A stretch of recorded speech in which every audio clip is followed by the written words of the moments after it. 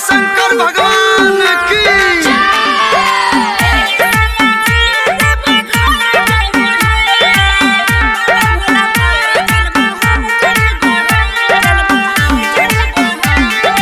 लाडली recording studio Chausa बाजार। अब की सबान धनी छिया हम नचार है कम धन न चले न छिया बेरोजगार है हाय हाय अब की सबान धनी छिया हम लाचार है कम धन न चले न छिया बेरोजगार है मन हमर बात नहीं तांग करा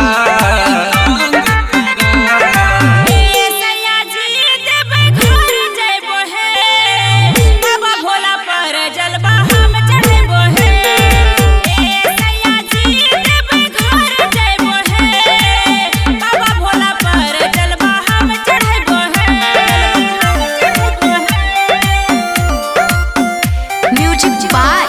अर्णव प्रकाश।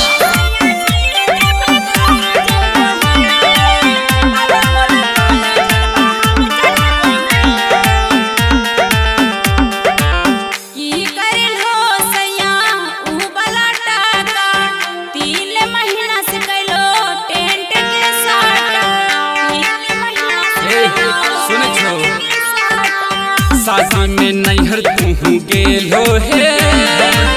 सब पैसा तू उड़ैलो हे मन हमर बात परेशान न करा